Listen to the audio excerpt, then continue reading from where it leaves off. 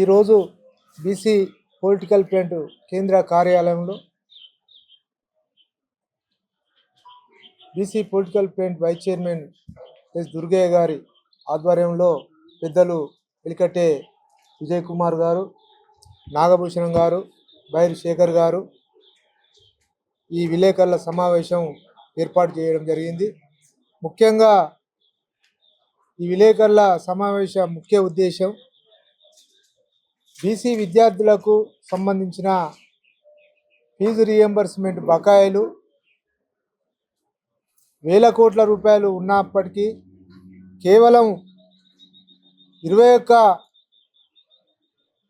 కోట్ల రూపాయలే విడుదల చేసి మరి బీసీ విద్యార్థుల ఆశలపైన నీళ్లు చల్లిన సందర్భాన్ని పురస్కరించుకొని మరి వారికి సంబంధించిన ఫీజు రీఎంబర్స్మెంట్ బకాయిలు వేల కోట్లలో ఉన్నా మరి తక్కువ బడ్జెట్ విడుదల చేయడం పట్ల నిరసన వ్యక్తం చేస్తూ ఈ సమావేశాన్ని ఏర్పాటు చేయడం జరిగింది.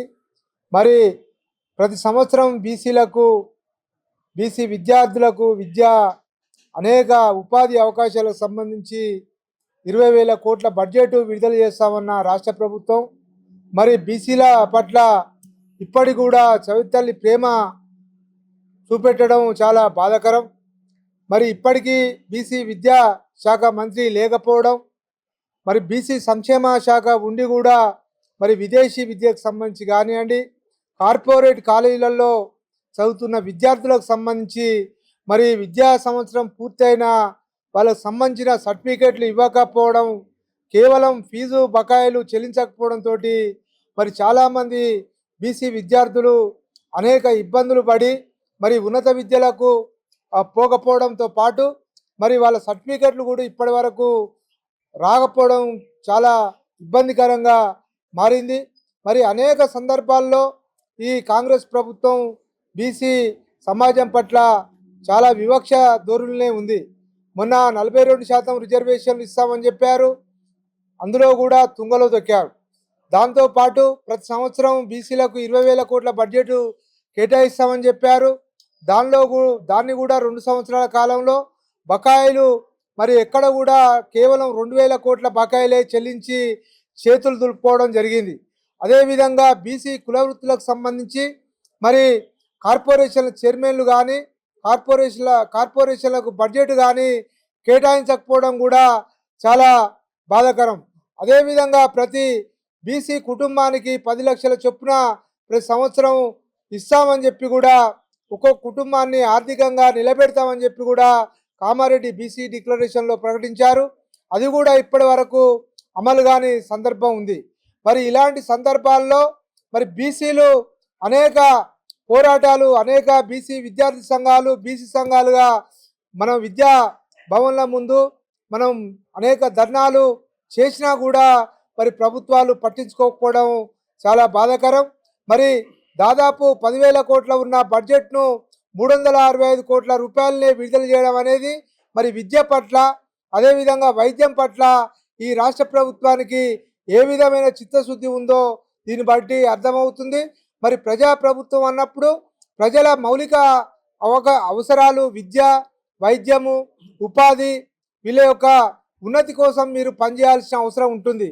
కానీ రాష్ట్ర ప్రభుత్వం అనేక అంతర్జాతీయ వేదికల మీటింగులు, అంతర్జాతీయ సుందరీమల్ల వేదికల మీద మీటింగులు ఇలాంటివి పెడుతూ మరి ప్రజలకు సంబంధించిన మౌలిక వసతులకు సంబంధించి ఈ రాష్ట్రంలో విద్యకు సంబంధించి మీరు నిధులు కేటాయించడంలో విఫలమవుతున్నారు. కాబట్టి మరి వెంటనే 10,000 కోట్ల బకాయిలను, ఫీజు రియంబర్స్మెంట్ బకాయిలను వెంటనే విడుదల చేయాలని చెప్పి ఈ సందర్భంగా తెలియజేస్తున్నాము.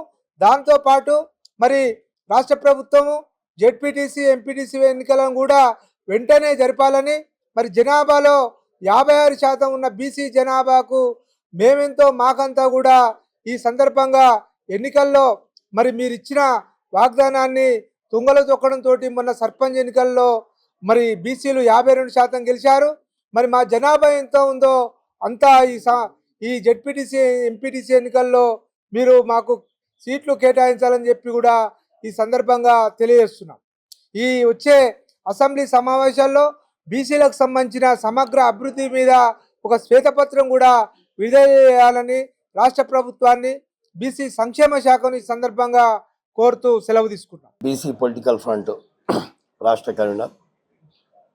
మిత్రులారా, ఈరోజు ఈ విలేకరుల సమావేశం ఈ రాష్ట్రంలో జరుగుతున్నటువంటి విద్యా పట్ల నిర్లక్ష్యం, కనీసం గడిచిన 2 సంవత్సరాల కాలంలో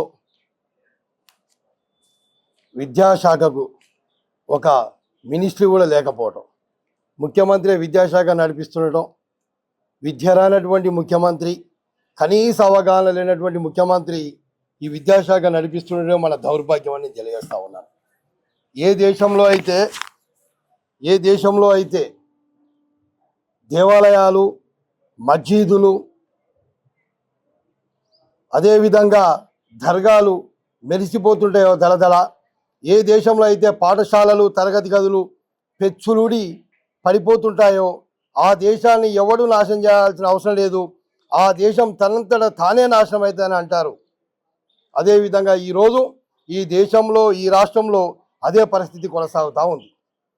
విద్యను నిర్లక్ష్యం చేస్తూ నింపవలసినటువంటి టీచర్లను భర్తీ చేయకుండా ఈ రాష్ట్రంలో ఉన్నటువంటి 26,000 పాఠశాలల్లో కనీసం ఉపాధ్యాయులు లేని పాఠశాలలు, మూత్రశాలలు లేని పాఠశాలలు, అదేవిధంగా డిఈఓలు, డిస్ట్రిక్ట్ ఎడ్యుకేషన్ ఆఫీసర్స్ కానీ కనీసం పర్యవేక్షణ లేనటువంటి విధానంగా చెత్తగా తయారైపోయినాయి ఈరోజు ఈ రాష్ట్రంలో విద్యా సంస్థలు, పాఠశాలలు. మిత్రులారా, 2022-24 చూస్తే 1700 పాఠశాలల్లో బాలికల పాఠశాలలో మూత్రశాలలు లేవు. అదేవిధంగా 24-25 గణాంకాలు చూస్తే 2000 పాఠశాల పైబడి బాలబాలికలకు కనీసం మూత్రశాల లేనటువంటి దుస్థితి. ఈ రాష్ట్రంలో బాలికలకు మూత్రశాల లేకుండా, అదేవిధంగా పాఠశాలలో టీచర్లు లేకుండా, ఆ స్కూల్ నిర్వహించేటువంటి డిఈఓలు లేకుండా, ఓ పర్యవేక్షణ లేకుండా ఉన్నటువంటి ఈ రాష్ట్రంలో అందాల బొమ్మలను తీసుకొచ్చి ఫ్యాషన్ రన్వాకులు చేయించడం, అదేవిధంగా ఫుట్బాల్ ప్లేయర్ మెస్సీ ఆటలు తీసుకొచ్చి 150 కోట్లు ఖర్చు పెట్టి ప్రజాధనాన్ని వృధా చేయడం, విద్యను నిర్లక్ష్యం చేయడం అంటే వీళ్ళ యొక్క అవగాహన రాహిత్యం, వీళ్ళ పరిపాలన లోపం వల్లనే ఇది జరుగుతుందని మేము తెలియజేస్తా ఉన్నాం. పాలకులు ఇప్పటి వరకు ఇంజనీరింగ్ పిల్లలు కానీ ఫీజు రియంబర్స్మెంట్లు దగ్గర 8,000 నుంచి 10,000 కోట్ల రూపాయలు రిలీజ్ చేయాల్సినటువంటి అవసరం ఉండే. ఆ పిల్లలు కనీసం విద్యా సంవత్సరం అయిపోయి వాళ్ళు ఉద్యోగాలు చేసుకుంటే వాళ్ళ సర్టిఫికెట్ ఇవ్వక నానా కష్టాలు పడుతుంటే తల్లిదండ్రులు ఊళ్ళ నుంచి తన భూములు అమ్ముకుంటా, పంట పొలాలు అమ్ముకొని, అప్పులు చేసి నానా యాదన పడి తీసుకొచ్చుకొని ఆ ఇంజనీరింగ్ కాలేజీలకు కట్టి ఆ సర్టిఫికెట్ తీసుకోవాల్సిన దుస్థితి ఏర్పడ్డది. మరి ఈ రాష్ట్రంలో విద్యాశాఖ ఉన్నదా? ఈ రాష్ట్రంలో ముఖ్యమంత్రి ఉన్నాడా? ఈ రాష్ట్రంలో విద్యను ఏం చేయాలనుకుంటున్నారు? దేశ భవిష్యత్తు తరగతి గదిలో రూపుదిద్దుకుంటుందంటారు. కానీ ఈ రాష్ట్రంలో అది లేదు, ఈ దేశంలో కూడా అది లేదు. ఖచ్చితంగా వేలాది మంది శోభాయాత్రలకు తరలి రావడం కాదు, వేలాది మంది రథయాత్రలకు తరలిపోవడం కాదు, వేలాది మంది పార్టీలకు తరలిపోవడం కాదు, వేలాది మంది సినిమా ప్రీమియం షోలు ఇష్టపోవడం కాదు. మిత్రులారా, ఈ రాష్ట్రంలో ఉన్నటువంటి ప్రతి కుటుంబం నేను అభ్యర్థిస్తూ ఉన్నాను, మీ యొక్క పిల్లల భవిష్యత్తు కోసం, రాబోయే తరాల కోసం విద్యాలయాలను, పాఠశాలను, కాలేజీలను కాపాడుకోలేకపోతే దానికి ఈ యొక్క ప్రభుత్వాలు తగినటువంటి బడ్జెట్ కేటాయించలేకపోవడం అనేది రాబో తరాలను నాశనం చేసే దాంట్లో కుట్రలో భాగమని తెలియజేస్తా ఉన్నాను. ప్రతి ఒక్కరు ఉద్యమించాలి. విద్యార్థి సంఘాలు, అదేవిధంగా ఏబీవీపీ కానీ, ఏఐఎస్ఎఫ్ కానీ, అదే కాంగ్రెస్ పార్టీ సంబంధించి కానీ, బీజేపీ పార్టీ సంబంధించి కానీ, బీఆర్ఎస్ సంబంధించి స్టూడెంట్ యూనియన్ అని ఏం చేస్తున్నారని అడుగుతా ఉన్నాను. అందరం కలిసి ఉద్యమం చేయాలి, అందరం కలిసి ప్రభుత్వాల మీద పోరాటం చేస్తే తప్ప ఈ విద్యాశాఖకు తగిన బడ్జెట్ కేటాయించాలని, ఖచ్చితంగా కేటాయించే వరకు మా బీసీ పొలిటికల్ తరఫున మేము పోరాటం చేస్తామని తెలియజేస్తూ రాష్ట్రంలో ప్రజలందరూ ఉద్యమించాల్సిన సమయం ఆసనమని తెలియజేస్తామని సెలవు తీసుకుంటాం. BC political front vice chairman Durgayya Goud గారు, కన్వీనర్ విజయ్ కుమార్ గౌడ్, కన్వీనర్ అంబాల నారాయణ, అదేవిధంగా పత్రికా మీడియా సోదరులందరికీ నమస్కారాలు. బీసీ రిమెంబర్మెంట్ అనేది లేఖ విద్యార్థులంతా రోడ్ల మీద పడి చాలా అన్యాయ పరిస్థితికి ఎదుర్కొంటున్నారు. ఎందుకంటే ఇది బీసీ రియంబర్మెంట్ అనేది మన కాంగ్రెస్ గవర్నమెంటే స్టార్ట్ చేసింది. రాజశేఖర రెడ్డి గారు ఉన్నప్పుడు పేద విద్యార్థులకు ఇది అనుకూలంగా ఉంటుందని చెప్పి వారు ఈ యొక్క కనిపెట్టి ఆయన ఇది ఇంప్లిమెంట్ చేశాడు. దాన్ని వస్తూ గత ప్రభుత్వం కూడా 2 సంవత్సరాలు ఇవ్వకపోవడం చాలా దారుణం. అదేవిధంగా ఇప్పుడు కూడా ఈ 2 సంవత్సరాలు గడిచింది, ఇప్పుడు కూడా ఇవ్వడం లేదు. దీన్ని గవర్నమెంటు శ్రద్ధ దృష్టి పెట్టి విద్యార్థుల మీద తొందరగా ఈ యొక్క ఫీజు రియంబర్మెంట్ను ఇవ్వాలంటని చెప్పి కోరుతున్నాం.